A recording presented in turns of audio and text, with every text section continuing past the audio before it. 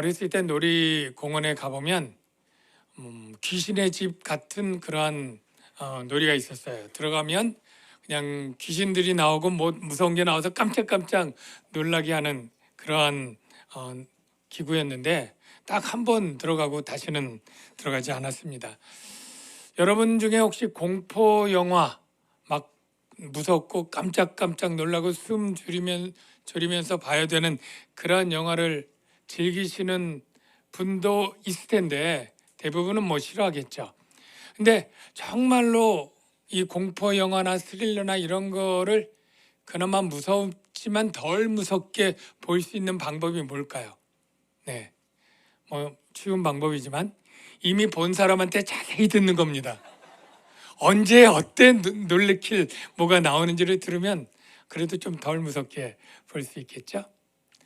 오늘 예수님이 제자들에게 얘기를 하는 가운데 이런 목적의 내용이 나옵니다. 지난주에 본문은 바로 똑같이 유월절 전날 목요일 밤이고 예수님이 십자가에 달려 죽기 몇 시간 전에 세상이 너희를 미워할 거다, 세상이 너희를 박해할 거다, 이렇게 박해의 말씀을 해주신 이유가 뭘까요? 아까 무서운 영화를 자세히 미리 물은 것처럼 그 일을 당할 때 무섭지 않도록. 그래서 그렇게 해준 이유는 너희가 실족하지 않게 하려고. 그때 그것을 들으면 예수님이 이미 박해가 있다고 했지, 미워한다고 했지, 그래서 실족하지 않게. 여러분, 실족이라고 하는 단어 뜻이 뭔지 뭐 감이 잡히죠? 발 헛디뎌서 넘어지는 거, 이렇게 생각을 하겠죠. 그런데 이걸 영적으로 의미로 우리가 다시 해석하면 실족의 의미는 뭘까요? 네, 믿음의 경주를 포기하는 거죠. 그러니까 믿음을 버리거나 신앙을 버리는 거예요. 충분히 추측할 수 있죠. 예수 믿으면 복 받고 하늘에 상이 있다고 해서 예수님을 3년 동안 따라다녔어요. 그리고 예수님 떠나니까 세상이 미워하고 굉장히 환난과 고난이 있을 때 시험에 드는 거예요. 하나님이 능력이 있고 신실하신데 날 사랑하지도 않고 보호하지도 않나 봐. 능력도 없나 봐. 괜히 믿었어. 이제 유대교로 돌아갈래. 또는 예수 안 믿을래. 이렇게 되는 상황이 있을 수 있는 거죠. 어떤 상황에 제자들은 실족할 수 있을까라고 했더니 본문 2절을 보니까 이런 상황이 나와요. 보니까 사람들이 너희를 출교할 뿐 아니라 때가 이르면 무릇 너희를 죽이는 자가 생각하기를 이것이 하나님을 섬기는 일이라 하리라. 여러분, 유대 기독교인들에게 출교 또는 죽음이란 어떤 뜻일까요? 죽음을 모를 사람은 없는데 출교를 한번 생각해 볼게요. 출교는 회당에서 쫓겨나다, 이게 출교예요. 원어가. 그러니까 유대교에서 쫓겨난 건데 이거는 육체의 죽음과 대비되는 사회적 죽음이에요. 그러니까 종교적으로 분리될 뿐 아니라 이 유대교는 얼마나 똘똘 뭉친 공동체냐면 유대교인이 아니면 유대교 상사가 그 기독교인 직원을 잘라버립니다. 그리고 기독교인 상인은 이제 거래처가 유대교인들은 다 잘려버립니다. 그러니까 사업 망하죠. 직장에서 쫓겨나죠. 심지어는 가족들이 아직 안 믿고 나 혼자 기독교인이야. 그러면 유대교 가족 친척 모임에서도 아예 내놓은 사람처럼 쫓겨나는 거예요. 그래서 부모 형제 전토 다 버리고 나를 쫓는 그런 비유가 실제 일어나는 일인 것이죠. 자, 그러면 유대교인들은 왜 같은 가족 형제였다가 기독교인이 되면 왜 그렇게 미워하고 박해를 할까요? 왜 그럴까요? 한마디로 말하면 저는 이렇게 생각합니다. 여러 이유로 될 수 있지만 무지하기 때문에. 무지하다. 뭘 무지하냐? 진리에 대해서 무지하다. 자, 2절, 3절에 보면 죽이는 자가 생각하기를 이것은 하나님을 섬기는 일이라 하리라 라고 했지만 하나님을 섬기는 일이 아닙니다. 예. 예수님이 그래서 그들이 이런 일을 할 것은 아버지와 나를 알지 못함이라, 즉 아버지 하나님과 내가 동일한 하나님이고 구원자라고 하는 예수님에 대한 진리를 모르기 때문에 박해하는 것이죠. 예. 그래서 여기서 진리가 뭐라고 정의할 수 있느냐면, 본문의 문맥 가운데 진리는 바로 예수가 하나님, 이게 진리예요. 뭐 성령도 진리죠. 예수도 하나님이죠. 아버지도 하나님이에요. 자, 뭐 삼위일체를 배우신 분들은 다 아실 텐데 그래도 모르는 분이 있을 수 있을 것 같아요. 우리가 믿는 하나님은요, 세 분입니다. 세 분. 이 세 분이 본체가 같아요. 그래서 삼신론과는 구별됩니다. 삼신론은 그야말로 신이 세 개고 우리가 믿는 분은 세 분이지만 본체가 같아서 그 신적 속성이 같고 그 능력이 같고 그 권능이 같고 모든 계획과 뜻이 하나 되는 아주 비조 세계에서는 그 비유를 찾을 수 없는 특별한 존재 양식을 가진 그분이 우리가 믿는 하나님이에요. 그래서 예수님도 하나님, 성부 하나님도 하나님이에요. 요한복음에는 예수님이 분명하게 이렇게 얘기를 합니다. 나와 아버지는 하나다. 나와 아버지는 하나다. 빌립이 아버지를 보여주십시오. 좀 전에 그렇게 물으니까 예수님이 이렇게 대답을 하죠. 빌립아, 나를 본 자는 아버지를 보았거늘 어찌하여 아버지를 보이라 하느냐? 내가 아버지 안에 거하고 아버지는 내 안에 계신 것을 내가 믿지 아니하느냐? 그러면서 내가 너에게 이런 말은 스스로 하는 것이 아니라 아버지께서 내 안에 계셔서 그의 일을 하는 것이라. 이 말씀은 다 예수님도 하나님이다라는 사실입니다. 근데 유대인들은 이걸 모르죠. 무지합니다. 무지하면 아무 일도 안 하면 해를 안 끼치는데, 우리가 말 중에서도 아무것도 모르면 아무 말 안 하면 중간은 간다, 이런 말 있죠. 마찬가지로 내가 알지 못하면 행동을 안 하면 돼요. 근데 알지 못하면서도 열정은 있어서 무엇인가 자꾸 일하다 보면 모르는 무지 때문에 하는 그 일로 누군가는 상처를 받고 누군가는 해를 당하는 거예요. 무지함에도 열정이 크면 일을 하게 되고 이 일은 많은 선을 파괴하는 일이 생깁니다. 제가 그 예로 예수님 당시에 열심당 있잖아요. 유대인들 가운데 그냥 점잖은 사람이 있고 보통 사람인데 아주 열심히 특심인 사람들이 있어요. 사도 바울이 회심하기 전에 사울 청년일 때 얼마나 열심히 컸는지, 이 예수 믿는 자를 죽이고 체포하는 것이 여호와 하나님을 섬기는 일이다 생각해서 그렇게 체포하고 죽이는 일에 앞장섰던 것이 이 열혈당 또는 열심당원들의 생각이에요. 무지 때문이죠. 우리가 십자군 전쟁을 보면 약간 하나님의 뜻대로 전쟁을 한다, 성전이다 했지만 그것이 인간의 욕심과 그래서 죄악들이 섞여 있었다는 것을 우리가 역사가 말하고 있죠. 종교 개혁 때의 개혁자들을 박해하고 죽였던 일도 마찬가지입니다. 하나님을 모르는 무지한 열정이 오히려 많은 선한 사람들을 죽이고 선을 파괴합니다. 로마서 10장 2절의 바울의 증언도 그렇습니다. 내가 증언하노니, 그들이 유대인들이에요, 하나님께 열심히 있으나 올바른 지식을 따른 것이 아니다. 하나님의 의를 모르고 자기 의를 세우려고 힘썼고 그래서 하나님의 의에 복종하지 아니하였느니라. 아주 아이러니하죠. 유대인들은 하나님의 의를 세운다고 힘썼지만 결국은 그 정반대로 하나님의 의를 불복하는 그러한 일을 했다는 거예요. 여러분, 여기서 우리가 영적 교훈 하나는 우리가 깨닫고 가면 좋겠는데요.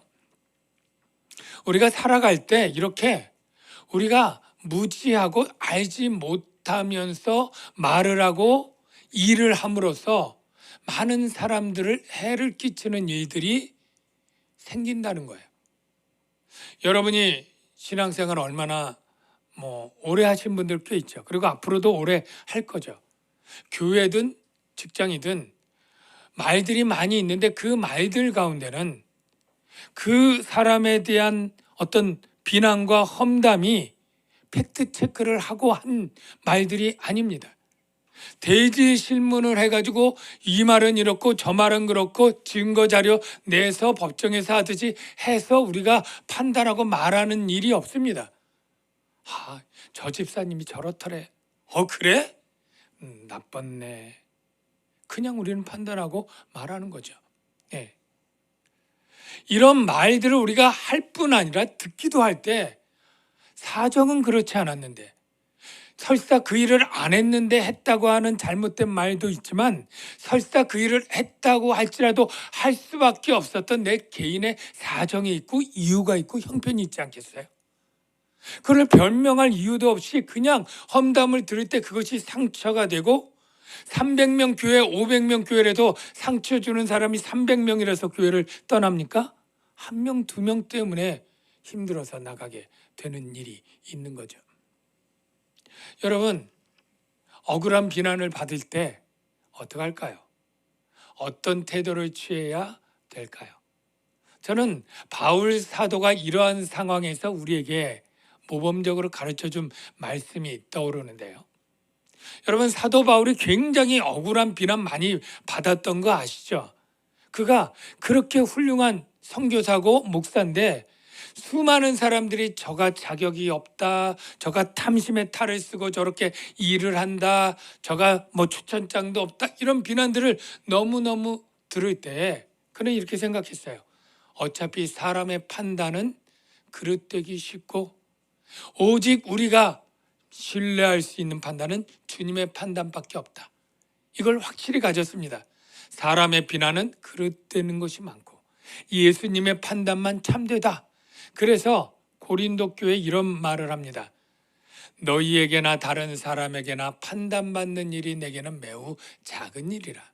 그렇게 중요하게 개념하고 상처받고 할 일이 아니라 그냥 난 작은 일로 여기겠다. 때가 이르기 전 주께서 오시기까지 우리는 아무것도 판단하지 말라 않는 것이 지혜이고 그가 어둠에 감추인 것을 드러내고 마음의 뜻을 나타내리니 누가? 예수님이. 그때 각 사람에게 하나님으로부터 칭찬이 있으리라. 여러분, 이 세상에서 누군가의 칭찬이나 누군가의 비난 이게 다 정확하지 않아요. 그래서 그런 것 들을 때도 교만하지 않고 누군가의 비난을 들을 때도 그렇게 낙담하고 억울하고 빛낼 필요 없어요. 하나님의 판단으로 칭찬이 참된 것이고 하나님이 경고하고 책망할 때 그것은 가슴 깊이 새겨 들어야 되겠죠. 그래서 여러분들 상처받지 않는 것이 능력인 줄로 믿습니다. 그래서 어떤 비난이나 어떤 험담에 너무 개념치 않으시고 믿음으로 잘 견뎌내시기를 주의 이름으로 축원합니다. 그런데 그 다음에 이제 제자들에게 예수님이 제자들에게 좀 철없어 보이기도 하고 약간 이제 한심한 듯한 그런 마음을 가지고 책망하는 내용이 나오는데요. 5절 6절 한번 같이 볼까요? 지금 내가 나를 보내신 예게로 가는데 너희 중에서 나더러 어디 가는지 묻는 자가 없고 드디어 내가 이 말을 함으로 마음에 근심 가득하였도다. 자, 여러분 조금은 의아해요. 제자들이 분명 베드로랑 도마랑 어디로 가는지 물은 것도 같은데 예수님 왜 그런 사람도 없다 그러고 마음에 근심만 가득 찼다고 조금 나무라는 이런 얘기를 할까? 여러분, 사실은 제자들이 묻긴 물었지만 제자들은 정말로 예수님의 마음을 알지 못했어요. 그냥 예수님이 자기네를 떠나간다는 것에 관심이 집중되고, 그러면 자기들은 혼자 남기 때문에 내 안위, 내가 뭘 먹고 무슨 일 하면 어떻게 살까, 자기 걱정 때문에 근심만 가득 찼지, 더 고상한 가치인 예수님이 왜 떠나가셔야 되는지, 떠나가서 무슨 일을 해야 될지, 예수님에 대한 사명 성취에 대해서는 무지하기도 하고 관심도 없어서 나무란 거예요. 자, 우리 이 본문 말씀 가운데 예수님이 나를 보내신 이에게로 가는데, 이런 말씀을 하시잖아요. 나를 보내신 이에게로 가는 데가, 나를 보내신 이가 성부 하나님인 것 맞죠? 근데 하나님에게로 가는 데와 보내신 이에게로 가는 데의 의미는 굉장히 차이가 나요. 보내신 이, 보내다라는 이 헬라어는 사명을 주어 보내다, 이런 뜻의 단어입니다. 그러니까 예수님을 하나님이 보내셨다, 이것은 바로 하나님이 예수님께 사명을 주었다라는 것이고요. 사명을 완수한 자는 다시 그 보낸 자에게 가서 보고를 합니다. 내가 하나님께 간다라는 것은 사명을 완수하고 보고하러 간다, 이런 의미가 있어요. 그러니까 제자들에게 예수님이 기대했던 바는 뭐냐면, 주님, 사명을 다 완수하시는 것입니까? 이렇게 가는 일은 사명을 완수하는데 어떤 의미가 있습니까? 그렇게 예수님의 사명에 대해서 관심을 갖고 질문해 주기를 바랬다라고 할 수 있어요. 그런데 예수님의 사명을 모르는 제자들, 주님이 이게 답답했을 거예요. 그러면 여러분들 가운데 근데 예수님은 무슨 사명을 받았을까요? 라고 궁금해하는 분들 있죠. 예수님이 받은 사명이 뭘까요? 바로 자기 백성을 저의 죄에서 구원하는 사명이에요. 이게 예수님 태어날 때 천사가 이미 말해줍니다. 마태복음 1장 21절, 아들을 낳으리니 이름을 예수라 하라. 이는 그가 자기 백성을 그들의 죄에서 구원할, 이게 사명이에요. 자이심이라 하니라. 그런데 예수님이 이제 사명을 완수하려면, 자기 백성을 그들의 죄에서 구원할 때 제일 중요한 행동이 뭐냐면 떠나감과 보내심이에요. 여기 오늘 7절에 보니까 내가 떠나가는 것이 너에게 유익하다, 그리고 내가 그를 너에게 보내리니, 동사가 두 개가 있죠. 떠나감과 보냄. 이 떠나감과 보냄이 사명 완수에 아주 중요합니다. 왜 떠나감과 보내심이 중요할까요?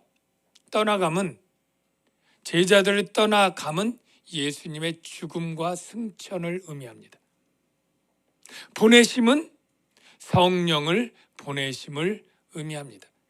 이게 사명을 완수하는 데 절대적으로 필요 조건이에요. 자, 생각해 보십시오. 예수님이 성육신에서 이 땅에 왔어요. 순환을 당했어요. 그리고 제자들이 떠나 십자가에 죽어야 되는데, 나 안 죽을래, 안 떠나갈래, 너희랑 같이 천년만년 있을게, 이러면 자기 백성을 저의 죄에서 구원하는 일이, 그 사명이 안 되는 거죠. 자, 떠나감이 중요합니다. 그래서 십자가에 죽으시고 그리고 부활해서 아주 떠나서 승천하셨어요. 그 다음에 예수님이, 우리가 구원의 3단계를 보면 성부 하나님이 구원을 계획하십니다. 주도적으로 성자 예수님이 그 계획된 구원을 성취하셔요. 이 두 단계만 딱 되고 끝이면 안 돼요. 이 성취된 구원을 아무도 모르는데, 예수님이 십자가에 죽었는데 죄인으로 죽었다 이렇게 알고 그 예수님을 믿어야 구원받는다, 이 사실을 모르면 누가 구원을 받겠습니까? 그래서 성령이 오시는 거예요. 성령은 뭐 하느냐면, 바로 예수를 증언해서 십자가에 죽은 예수는 바로 우리의 죄를 대속하는 죽음이었고, 그를 믿는 자만은 바로 의롭게 여김받고 죄사함받고 영생을 얻는다, 이 증언이 성령의 역사인 거예요. 이거를 바로 구원의 적용이라고 얘기를 하죠. 그래서 성령은 바로 보내심과 떠나심과 보내심으로 우리의 구원을 이루게 되는 거예요. 그러면 성령이 하는 일, 성령이 왜 유익한지 우리 말씀을 보겠습니다. 우리 7절을 한번 보면, 그러나 내가 너희에게 실상을 말하노니 내가 떠나가는 것이 너희에게 유익이라. 내가 떠나가지 아니하면 보혜사가 너희에게로 오시지 아니할 것이요 가면 내가 그를 너희에게 보내리니. 자, 성령이 오셔요. 그가 와서 8절 무슨 일을 합니까? 그가 와서 죄에 대하여 의에 대하여 심판에 대하여 세상을 책망하시리라. 죄와 의와 심판에 대해서 책망하신다는 거예요. 자, 여러분, 여기 책망한다는 뜻이 그냥 꾸짖는다는 뜻이 아니고요. 사실은 원어를 잘 분석하면 드러내 보여주는 거예요. 예, 내가 깜깜한데 사과 2개가 있는데 하나는 극상품의 사과고 하나는 아주 크기는 똑같지만 아주 맛없는 그런 하품의 사과예요. 그런데 내가 깜깜해서 이게 보이지가 않아요. 어떻게 구별해요? 그냥 요 2개를 들고 불빛으로 쑥 나와서 밝은데 보면 어느 게 극상품의 사과인지 드러나겠죠. 책망하다라는 뜻이 바로 어느 것이 옳은지를 드러내주는 거예요. 이 단어입니다. 어떤 두 사람이 서로 고소하고 싸워요. 네 말이 거짓말이고 내 말이 옳다. 서로 맞고서하고 막 싸우는데 판결이 안 나요. 서로 주장하니까. 그럴 때 사람이 그래? 그러면 이게 누가 옳은지를 법정에 가서 따져보자. 그리고 재판관 앞에 가져가서 유죄 무죄를 가리는 요 재판관 앞으로 가져가는 것, 빛 가운데로 가져가는 것, 요게 책망하다의 뜻이에요. 그래서 드러내서 밝히는 거예요. 그럼 진리의 성령이 하는 일이 뭐냐면 뭐가 진짜 죄인지, 뭐가 의인지, 뭐가 심판인지를 드러내주는 일이 진리의 성령이 하는 일이다. 이런 거예요. 그래서 진리의 성령이 하는 일이 뭐냐면 12절 13절에 내가 아직도 너에게 이를 것이 많으나 지금은 너희가 감당하지 못하리라. 예수님의 제자들은 율법도 알았고 예수님께 3년이나 배웠어요. 그러나 진리의 성령이 가르칠 그 내용을 예수님이 말했다면 이해가 안 되는 거예요. 믿지 못하는 거예요. 여러분들 가운데 교회 오래 다녔지만 못 믿겠어. 안 믿어져. 이런 분들이 좀 있을 거예요. 그분들이 머리가 나쁜 분들이 아니에요. 국어 실력이 나쁜 사람들이 아니에요. 왜냐하면 그게 우리가 믿는 이러한 일들이 굉장히 신비한 일 아닙니까? 하늘나라 보이지 않잖아요. 성령, 하나님 다 안 보이잖아요. 예? 성육신, 대속의 죽음 다 인간의 논리와 상식을 벗어나는 것들이잖아요. 이게 어떻게 오히려 많이 배울수록 과학과 수학과 물리와 이런 것들이 더 많이 배운 사람일수록 이성적으로 납득하지 못하는 것들입니다. 이게 어떻게 믿어지느냐? 바로 진리의 성령이 오셔야 되는 거예요. 그 성령이 오셔서 제자들마저도 아직 알 수 없는 영적인 이 세계의 진리를 성령이 오셔서 모든 진리 가운데로 인도하시리니 바로 진리의 성령이 가르쳐야만 알 수 있다는 거예요. 그러면 무슨 진리일까요? 그 진리의 성령이 가르치는 진리 한마디로 말하면 무슨 진리일까요? 여러분이 세상의 수많은 진리를 생각하면 안 됩니다. 요한복음에서 진리라고 말할 때는 딱 하나입니다. 바로 죄인을 구원하는 구원 진리예요. 하나님이 창세 전부터 계획했던 구원 경륜이기도 하고 이것이 복음으로 풀어낸 것인데 구원 진리예요. 그런데 세상의 진리관하고 하나님의 진리관하고 서로 상충되고 싸우고 있어요. 우리 죄에 대해서 의에 대해서 심판에 대해서 책망하신다, 드러낸다 했는데요. 9절을 한번 보겠습니다. 죄에 대하여라 함은 그들이 나를 믿지 아니하며 의에 대하여라 함은 내가 아버지께로 가니 너희가 나를 다시 나를 보지 못하며 심판에 대하여라 함은 이 세상 임금이 심판을 받았음이라. 자, 이거 잘 이해가 되시는 분? 교회 오래 다니고 이 성경 수십 번 읽어도 무슨 말인지 이해가 어려울 거예요. 그렇지 않습니까? 네? 자, 제가 그래서 아주 쉽게 좀 설명을 드릴게요. 죄에 대하여라 함은 그들이 나를 믿지 아니하며. 자, 세상과 성령의 가치관이 다른데, 자, 이렇게 생각하면 돼요. 세상은 예수 믿는 게 죄다 이렇게 말합니다. 성령은 예수 안 믿는 게 죄다 이렇게 가르칠 거예요. 이게 서로 상반되죠? 상반됩니다. 왜 세상은 예수 믿는 게 죄다 이렇게 되냐면 유대교의 입장만 볼게요. 자, 유대교인들은 이렇게 주장합니다. 예수는 사람이다. 자신을 하나님이라 주장하는 신성모독의 죄인이다. 따라서 이 신성모독의 죄인을 믿는 것 역시 죄다. 이게 유대교의 입장이에요. 기타 세상의 모든 죄는 바로 예수만 구원자가 아니라 우리 모두 믿는 다 구원이 있다 이렇게 말하는 거죠.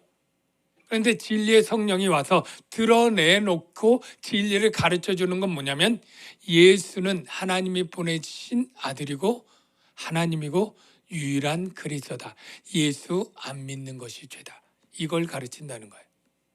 그래서 죄에 대하여라 하면 그들이 예수를 믿지 않는 것 이게 죄다라고 진리의 성령이 가르칠 것입니다. 저와 여러분은 이렇게 믿고 있죠? 예수 믿는 게 죄입니까? 아니죠. 안 믿는 게 죄인 줄로 믿습니다. 성가대만 믿나요? 네, 다 믿는 줄로 믿습니다. 이게 진리의 성령이 가르친 덕분이에요. 두 번째, 의에 대해서 생각해 봅시다. 이 10절을 정말 어려운 말인데요. 의에 대하여라 함은 내가 아버지께로 가니 너희가 다시 나를 보지 못하며. 이 연관성이 하나도 없어 보여요. 자, 제가 쉽게 풀어줄게요. 유대인들은 뭐가 의다, 뭐가 하나님의 의다라고 주장하냐면 모세 율법대로 행하는 게 의다 이렇게 말합니다. 모세 율법대로 행하는 게 의다. 그러나 진리의 성령 예수님의 주장은 나를 믿는 게 하나님의 의다. 자, 정반대죠. 모세 율법을 행함으로 의, 예수를 믿음으로 의. 서로 주장이 상충돼요. 달라요. 뭐가 옳은지 몰라요. 진리의 성령이 와서 딱 증명을 해 놓는 거예요. 어떻게 증명하느냐면, 자, 만약 예수가 거짓말이라면, 거짓말쟁이라면, 거짓을 선포했다면 하나님이 예수를 인정할 리가 없고 예수를 하나님이 승천해서 자기 보좌 우편에 세울 리가 없다라는 거예요. 그런데 예수님의 말씀이 옳고 진리고 하나님의 뜻에 합당하기 때문에 바로 예수가 아버지께로 가니, 이것은 아버지께로 갔다는 사실보다도 아버지가 부를 정도로 그의 말을, 그의 주장을 옳다고 인정했다는 것이 되는 거예요. 예수님의 승천은 단순히 하나님께로 갔다는 것이 아니라 예수님의 주장과 말씀이 옳다는 하나님의 선언이라는 거죠. 이해가 되십니까?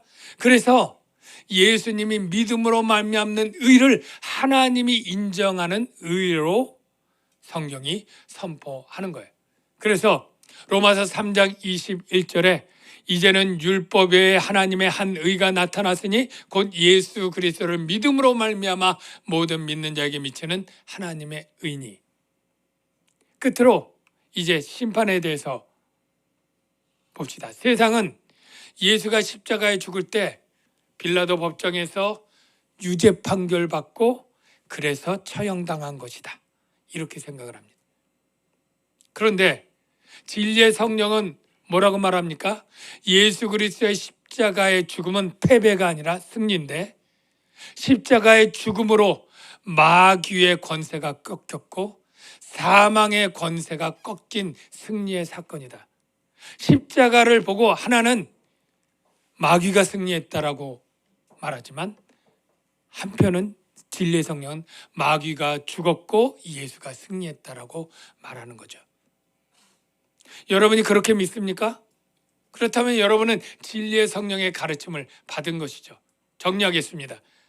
예수가 십자가에 죽을 때 예수가 자기 죄로 심판받았다라고 세상은 우리가 이겼다 승리를 하지만, 성령이 와서 가르쳐 주기를 예수가 십자가에 죽을 때 예수 아닌 세상 임금이 심판받은 것이요, 하나님의 아들이 나타난 것은 마귀의 일을 멸하려 하심인데 그게 십자가에서 이루어졌고, 고린도의 교회의 바울이 사망이 쏘는 것은 죄요 죄의 권능은 율법이라 라고 했을 때, 사망, 죄, 율법의 권능은 예수의 십자가 때 다 이루게 되었다라고 말하는 거예요.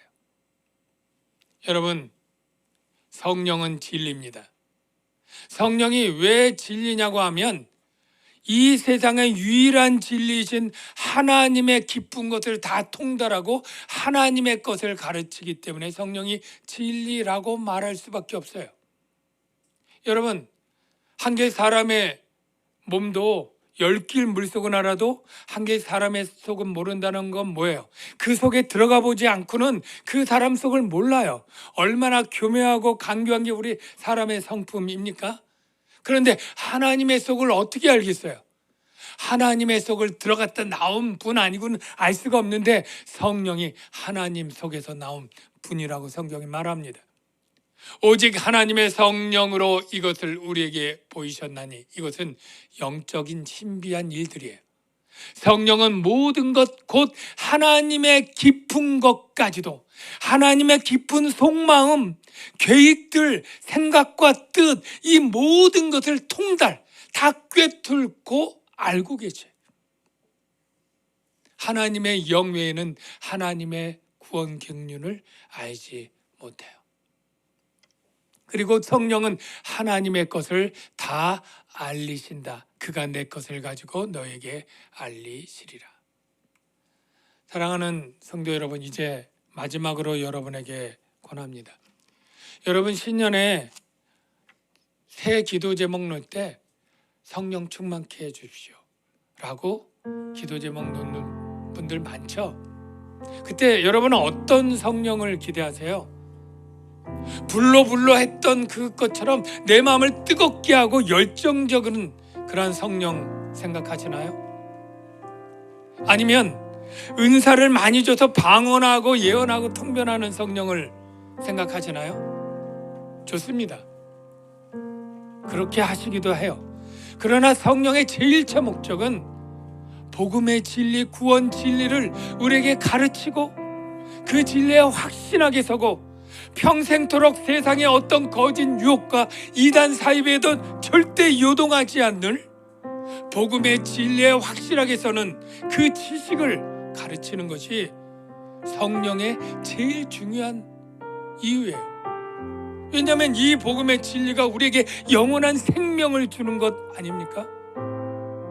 성령 충만한 교회를 여러분 원하시죠? 어떤 교회일까요?